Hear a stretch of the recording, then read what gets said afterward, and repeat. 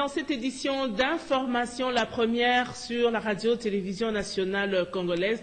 Mesdames et messieurs, bonjour en sa qualité du président du panel de haut niveau de la Commission économique pour l'Afrique sur le flux financier illicite. Thabo Mbeki a été reçu hier lundi par le chef de l'État, Joseph Kabila Kabange, à qui il a expliqué l'objet de sa mission en République démocratique du Congo. Pierre Kibambeso Moïsa, Ernest Moulumba, reportage.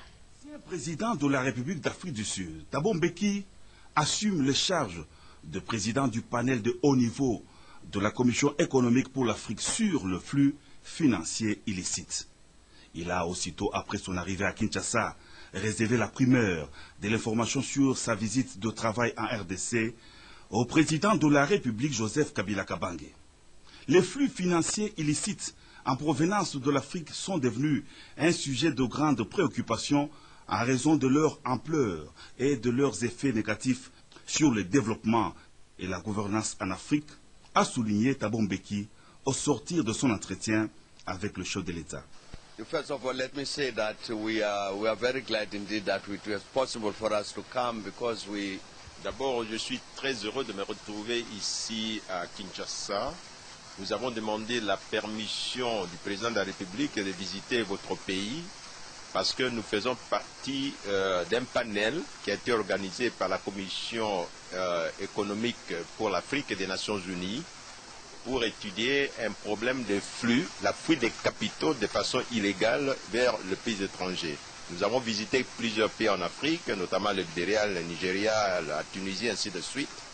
Et c'est un problème qui est critique pour le développement de ces continents. C'est-à-dire qu'il y a des fuites de capitaux de façon illicite et cette fuite ne nous permet pas vraiment de mobiliser des ressources nécessaires pour le développement de ce continent. Et c'est pourquoi nous sommes là, comme nous faisons partie de ce panel qui est en train d'étudier ces problèmes critiques pour l'Afrique. Ici, nous avons eu une session de travail avec le Premier ministre et son équipe ministérielle.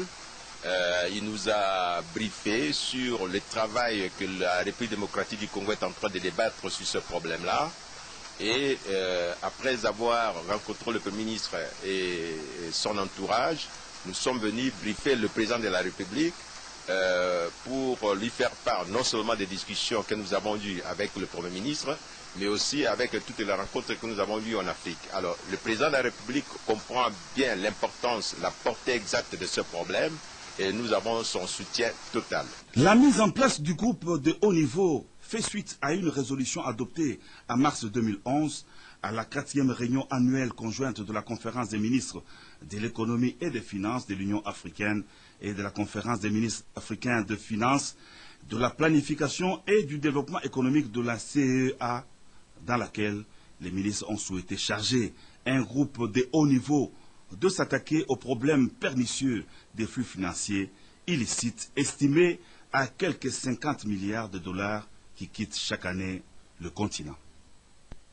La situation sécuritaire dans la ville de Goma était au centre des échanges entre la délégation gouvernementale et le représentant spécial du secrétaire général des Nations Unies en République démocratique du Congo, Oscar Mbal Kaïj. Reportage. Le gouvernement de la République s'est obligé à être présent à Goma, surtout pour réconforter une population victime de la énième agression de la coalition M23 et alliés, apporter une assistance sociale et les assurer des dispositions sécuritaires prises par le gouvernement.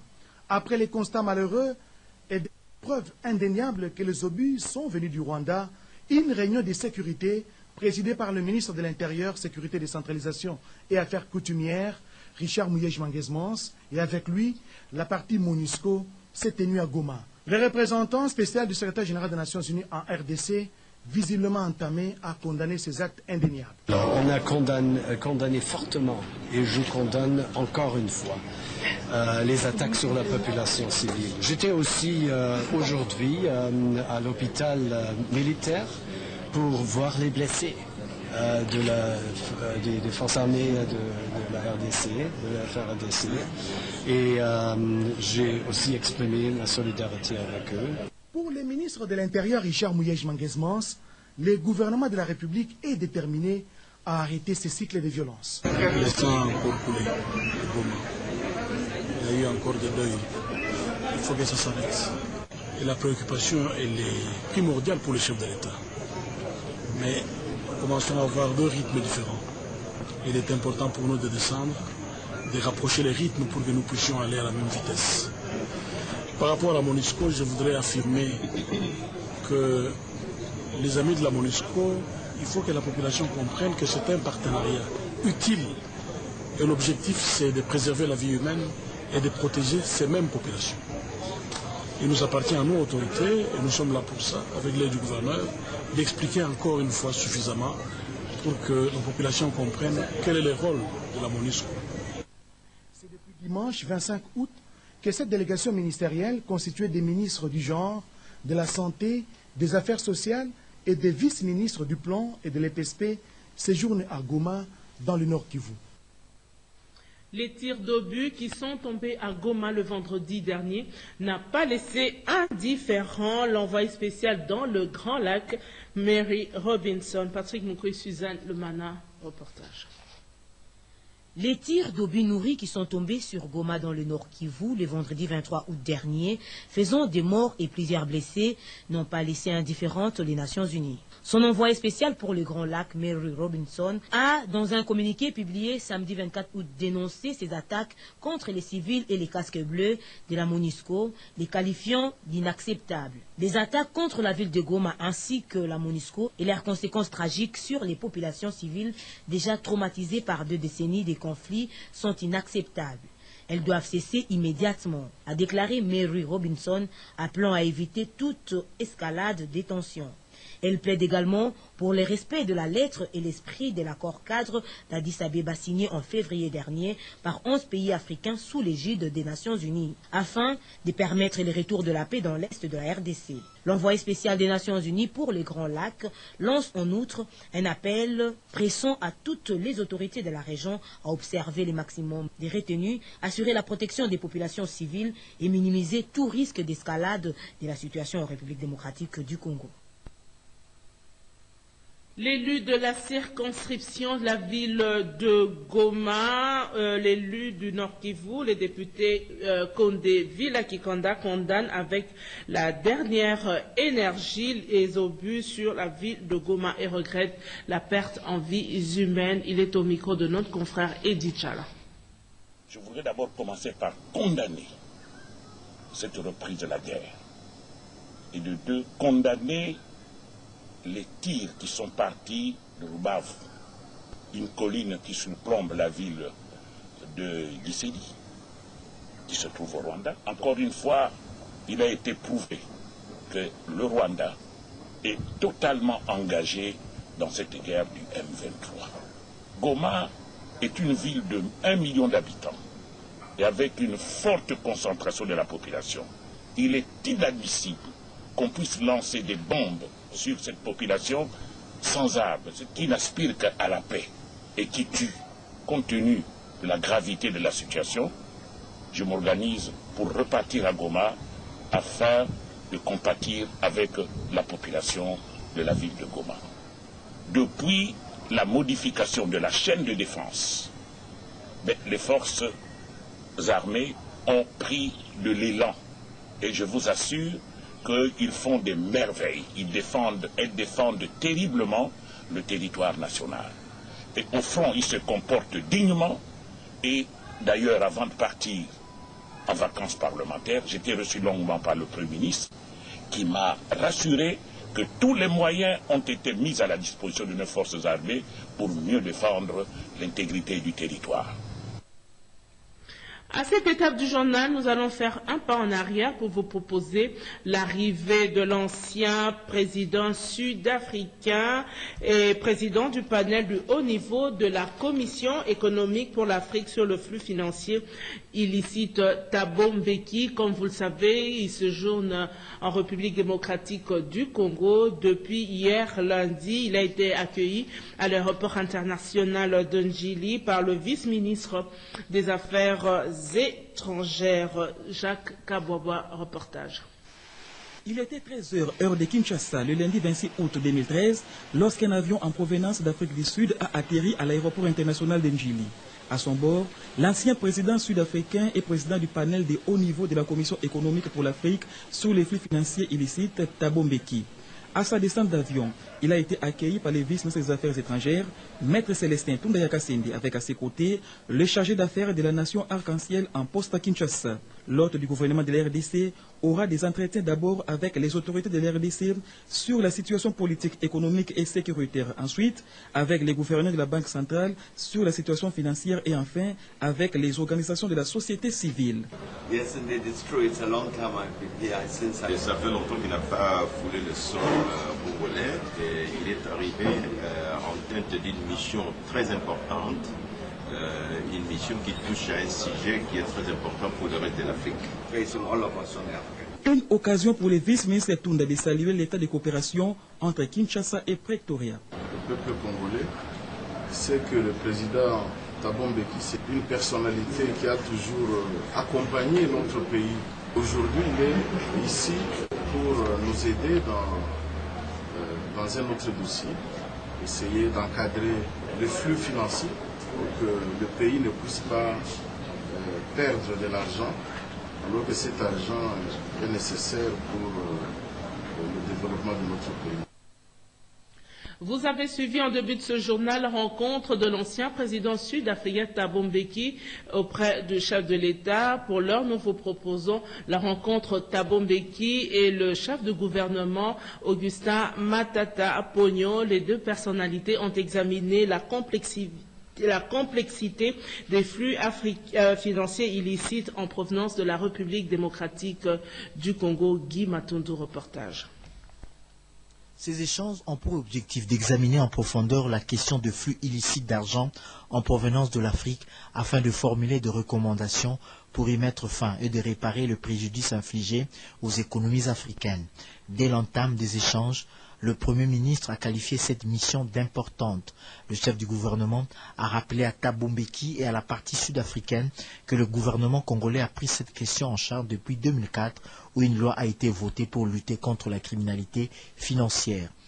Le Premier ministre a eu à prendre connaissance de ce dossier alors qu'il était aux finances. Son background a facilité les échanges. En 32 ans, 850 milliards se sont évadés à partir de l'Afrique, occasionnant ainsi des pertes énormes pour les économies du continent. Ce manque à gagner dépasse l'aide publique au développement que reçoit l'Afrique. Le gouvernement de la République dit se pencher sur l'ampleur et la complicité de ces flux financiers, de déceler les principales causes, d'identifier les acteurs étatiques et non étatiques pour enrayer le phénomène. L'idée de créer ce groupe de personnalités de haut niveau contre le flux financier a vu le jour en mars 2011 à Addis Abeba lors de la réunion annuelle conjointe de la conférence des ministres africains des finances et de l'économie. Le séjour de Thabo Mbeki en RDC va se poursuivre ce mardi par des contacts avec les animateurs de la société civile. Restons à l'hôtel du gouvernement où la réunion de la Troïka stratégique a poursuivi des discussions relatives à la dédollarisation de l'économie nationale. Gisèle Galoula, Henri Amaury, Christian Ochoudi ont signé ce reportage. Un pas supplémentaire vient d'être franchi par le gouvernement congolais dans la mise en œuvre de la dédollarisation de l'économie nationale. Les ministères et tous les services publics de l'État vont désormais percevoir et payer les services en francs congolais. C'est le cas pour la RVA, dont le service de GoPass pour les voyageurs doivent nécessairement être payés en monnaie nationale. Le décret du Premier ministre est attendu pour ce faire. Ainsi, on a décidé la Troïka stratégique réunie ce lundi 26 août autour de Matata Ponyo. Nous avons également regardé la situation de la paye des agents et fonctionnaires. La paye du mois d'août a été lancée. Des mesures ont été prises concernant la paye par voie bancaire dans les territoires où cela a posé des problèmes pour que d'ici le mois d'octobre, on puisse faire fonctionner un système qui fait que Caritas paye les enseignants dans les territoires à problème et que les ordonnateurs délégués provinciaux et les autres intervenants le fassent pour les autres fonctionnaires. Le gouvernement rappelle à tous les Congolais que la République démocratique du Congo ne sera pas la poubelle du monde. La mesure d'interdiction d'importation des véhicules vieux de plus de 10 ans reste d'application. Le gouvernement considère que cette option a été prise pour le bien de toute la communauté nationale.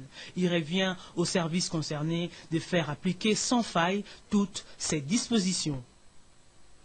Le conflit entre les autorités de la nouvelle société dénommée Sucrerie de Kivu et les actionnaires de l'ancienne entreprise actuellement dissoute Sucrerie de Kiliba a été examiné à la réunion du groupe thématique secteur productif. Les explications avec le ministre du Plan, Célestin Vunavandi. La réunion d'aujourd'hui a abordé 2 points principalement. Il y a d'abord le ministère du portefeuille qui a exposé un dossier sur le conflit existant entre les actionnaires de l'ancienne sucrerie de Kiliba, devenue ou plutôt transformée plus tard en sucrerie de Kivu. Il y a donc un conflit qui existe sur fond de la répartition des actions entre les anciens actionnaires de la sucrerie de Kiliba, qui a dans l'entretemps été liquidée, mais à partir de laquelle il y a eu la sucrerie de Kivu qui a été créée, avec l'entrée de nouveaux actionnaires, notamment un actionnaire tanzanien. Mais comme la sucrerie de Kivu elle-même n'a pas pu être opérationnelle, et que cela a créé un conflit entre donc, les actionnaires, Madame la ministre du portefeuille nous a exposé ce dossier et elle a reçu le soutien du groupe thématique qui recommande qu'elle puisse rédiger les termes de référence pour un arrangement amiable et une conciliation entre actionnaires de telle sorte que les intérêts de l'État soient préservés. L'autre dossier qui a été abordé, c'est un dossier du ministère du Plan et suivi de la mise en œuvre de la révolution de la modernité. Il s'agit de la restructuration de la direction des contrôles et suivi, qui va bientôt devenir une direction de suivi et évaluation. C'est une restructuration qui fait suite à la décision prise ici au niveau du groupe thématique secteur productif de créer un mécanisme, de mettre en place un mécanisme de suivi et évaluation du programme d'action du gouvernement.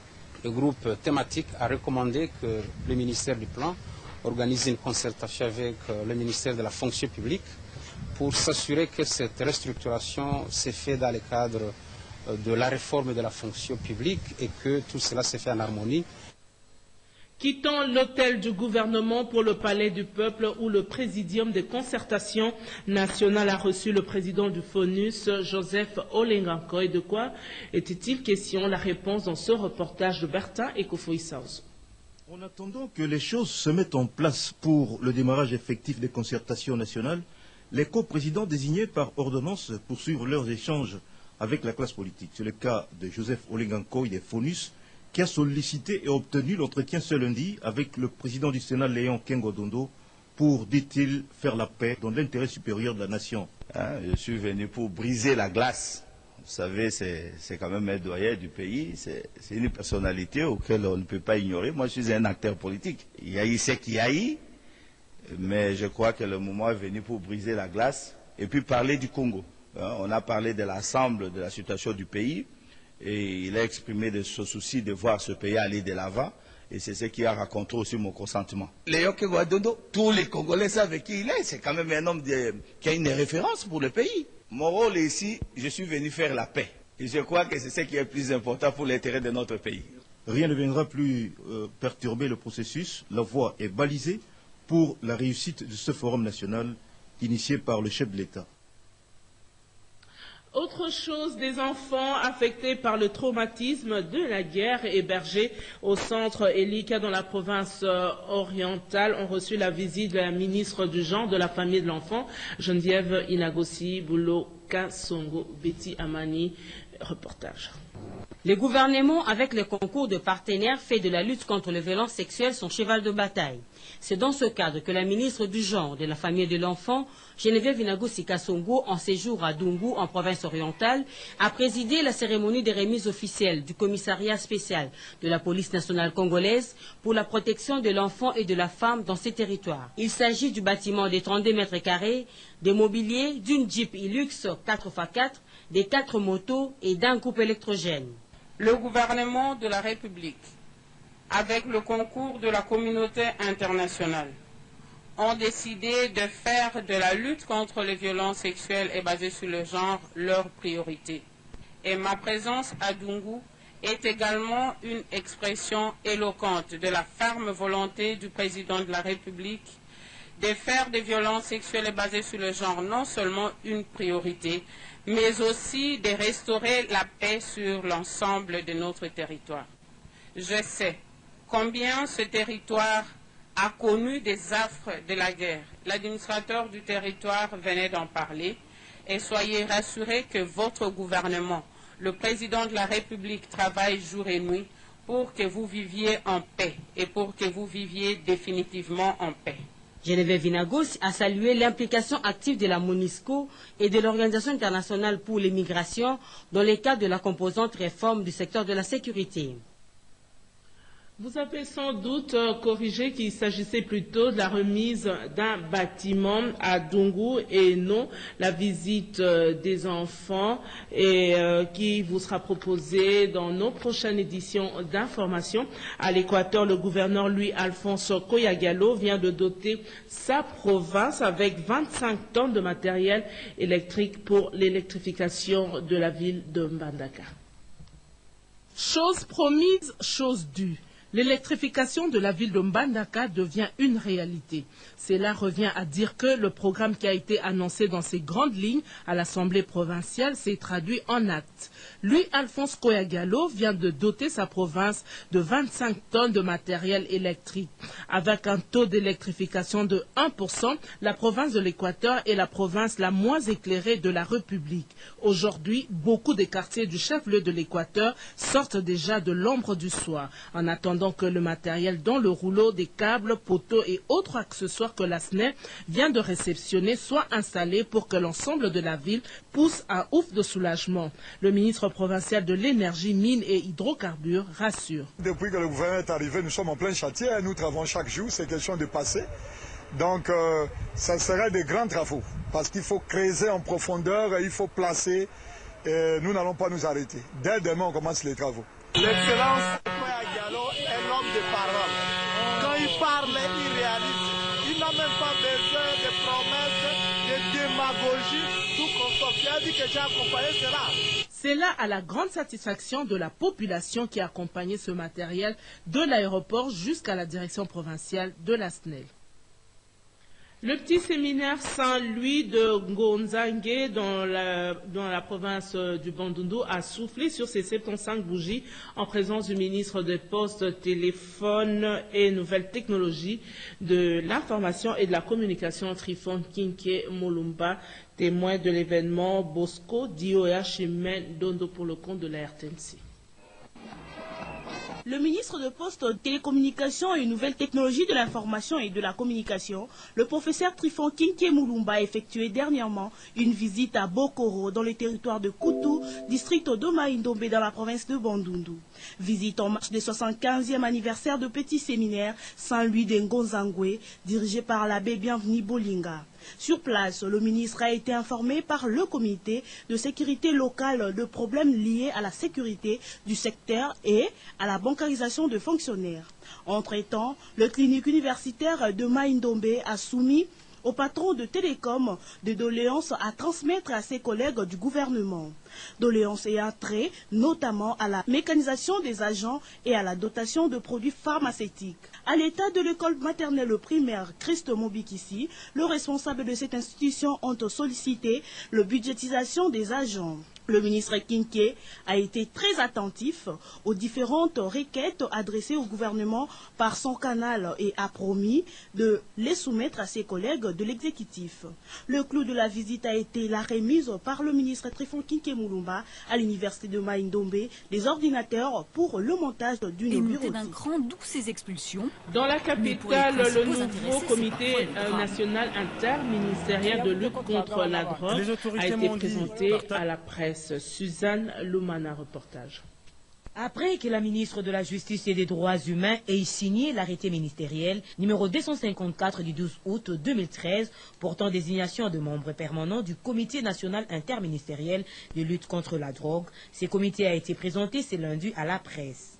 Le nouveau président de ces comités, M. Kassongo Pépété Jean-Paul, a saisi l'occasion pour expliquer à tous les membres du comité le rôle que doit jouer chacun dans cette structure et a donné les calendriers de leur réunion. Aujourd'hui, la drogue, ce n'est pas seulement le problème d'une nation, mais c'est un problème du monde entier. C'est pour cela qu'aujourd'hui, la drogue est devenue un fléau.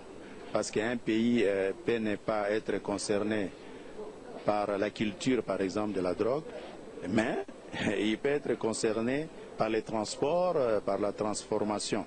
Il y a 4 piliers, pour ne pas parler des 4 axes auxquels nous sommes soumis. Donc il y a la prévention, il y a la répression, il y a la désintoxication et puis il y a la réinsertion sociale. Ensuite, ce nouveau comité a eu une séance de travail avec l'inspecteur général de la police judiciaire de parquet, Jean Bailongandi, pour voir comment est-ce qu'ils doivent travailler en collaboration pour éradiquer ces fléaux qui est la drogue. Clôture le week-end dernier de l'année académique 2012-2013 à l'Institut supérieur technique de Kinshasa. Le moment fort de cette cérémonie dans ce reportage signé Élisée Kambala, Raphaël Tsadi. Au total, 36 diplômés viennent d'être versés sur le marché d'emploi. C'est ce qui explique la clôture de fin d'année académique 2012-2013, ce samedi 24 août 2013, à l'Institut supérieur technologique de Kinshasa. Cet institut supérieur a respecté les calendriers académiques et autres textes légaux régissant l'enseignement supérieur et universitaire pour la recherche scientifique. L'année académique qui a ouvert ses portes le 15 octobre 2012 a fonctionné avec 23 étudiants en sciences commerciales et financières, 29 en techniques appliquées, 119 en informatique, 78 en sciences infirmières et 7 en coupe et couture, soit au total 222 étudiants. En dehors des filières organisées par l'ISTK Suséfoké, dans ces 5 années d'existence, les autres sections se sont ajoutées, entre autres, la technique de laboratoire médical, l'imagerie médicale ainsi que le pétrole et gaz. Cet institut supérieur de proximité, l'œuvre de l'ingénieur Njoko Lodiba, n'a pas seulement formé les demandeurs d'emploi, mais aussi les créateurs d'emploi et permet aux étudiants d'être proches des professeurs. La joie était à son compte.